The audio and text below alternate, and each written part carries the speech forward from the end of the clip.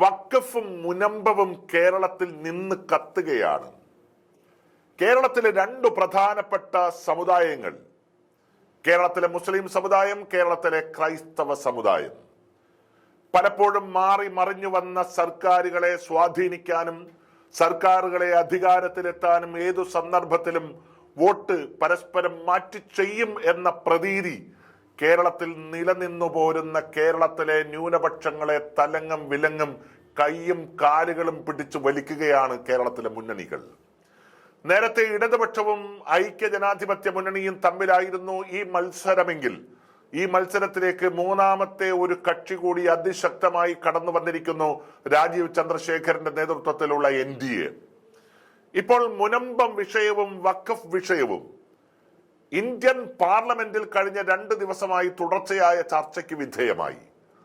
കേരളത്തിൽ ഈ വിഷയം ഇതിനു മുൻപ് കണ്ടിട്ട് പോലും കേട്ടിട്ട് പോലും ഇല്ലാത്ത ആളുകൾ പോലും പാർലമെന്റിൽ മുനമ്പം എന്ന് പറഞ്ഞ് കൈയടിക്കുകയും വഖഫ് എന്ന് പറഞ്ഞുകൊണ്ട് അതിന് മുദ്രാവാക്യങ്ങൾ അനുകൂലമായും പ്രതികൂലമായും വിളിക്കുന്ന സാഹചര്യങ്ങൾ ഇന്ത്യൻ പാർലമെന്റിൽ നമ്മൾ കാണുകയാണ്. പക്ഷേ അവിടെ CPM-ന് വേണ്ടി ഏറ്റവും ശക്തമായി വാദിച്ചത് ജോൺ ബ്രിട്ടാസ് ആയിരുന്നു. അത് രാജ്യസഭയിൽ അവർ ചില കാര്യങ്ങളിൽ കോൺഗ്രസിനെ പഴിചാരാൻ മുന്നോട്ട് വന്നു. പക്ഷേ ഒരു കാര്യം, കേരളത്തിലെ ഇടതുപക്ഷ ജനാധിപത്യ മുന്നണി ഒരു വൻ കുടുക്കിൽപ്പെട്ട് നിൽക്കുകയാണ്. ഇടതുപക്ഷ ജനാധിപത്യ മുന്നണിയിലെ ഏറ്റവും പ്രധാനപ്പെട്ട ഘടകകക്ഷിയാണ് കേരള കോൺഗ്രസ് എം. കേരളത്തിൽ തുടർ ഭരണം ലഭിക്കാൻ ഏറ്റവും കാരണക്കാരായ മധ്യ തിരുവിതാംകൂറിൽ അതിശക്തമായ വേരോട്ടമുള്ള ഒരു രാഷ്ട്രീയ പാർട്ടിയാണ് ജോസ് കെ മാണിയുടെ നേതൃത്വത്തിലുള്ള കേരള കോൺഗ്രസ് എം.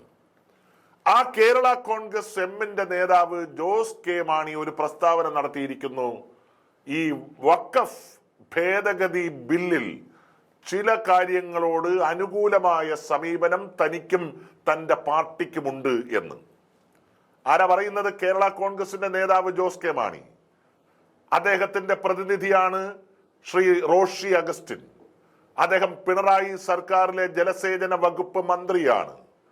ശ്രീ പിണറായി വിജയനും CPM-ഉം അതിശക്തമായി വഖഫ് ബില്ലിന് എതിരായി പാർലമെന്റിൽ നിലയുറപ്പിക്കുമെന്ന് പറയുമ്പോൾ സ്വന്തം ഘടകകക്ഷി തന്നെ വഖഫിന് അനുകൂലമായി സംസാരിക്കുന്ന ഒരു സാഹചര്യം കേരളത്തിൽ ഉണ്ടെങ്കിൽ ഒന്നുകിൽ ആ പാർട്ടിയെ മുന്നണിയിൽ നിന്ന് പുറത്താക്കാൻ തയ്യാറാകണം, അതല്ലെങ്കിൽ വഖഫിന് അനുകൂലമായ നിലപാട് സ്വീകരിക്കാൻ ആ രാഷ്ട്രീയ പാർട്ടിയോട് കൃത്യമായി പറയാനുള്ള ബാധ്യത CPM-നെ സംബന്ധിച്ചിട്ടുണ്ട്. പക്ഷേ രണ്ട് തോണിയിലും കാലിട്ട് നിൽക്കുകയാണ് CPM.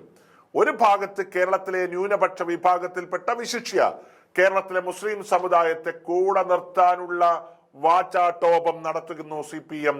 മറുഭാഗത്ത് സ്വന്തം മുന്നണിയിലെ ഒരു ഘടകകക്ഷി വഖഫ് ബില്ലിന് അനുകൂലമായി സംസാരിക്കുമ്പോൾ അവരെ തള്ളിപ്പറയാതിരിക്കുകയും ചെയ്യുന്നു.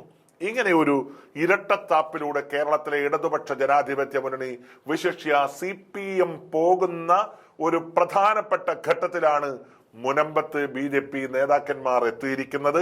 എത്രത്തോളം ആത്മാർത്ഥമായിട്ടാണ് ഇടതുപക്ഷ ഗവൺമെന്റ് ഈ വിഷയം കൈകാര്യം ചെയ്യുന്നത് എന്ന് കാത്തിരിക്കേണ്ടി വരും. കാരണം നേരത്തെ തന്നെ മിനിറ്റുകൾക്കുള്ളിൽ ഈ വിഷയം പരിഹരിക്കാൻ സംസ്ഥാന സർക്കാരിനാകുമായിരുന്നു. പക്ഷേ ഇവരുടെ മെല്ലെപ്പോക്ക് സമീപനമാണ് യഥാർത്ഥത്തിൽ കലം കുളക്കി മീൻ പിടിക്കാൻ ഇപ്പോൾ NDA-ക്കും BJP-ക്കും അവസരം നൽകിയിരിക്കുന്നത്.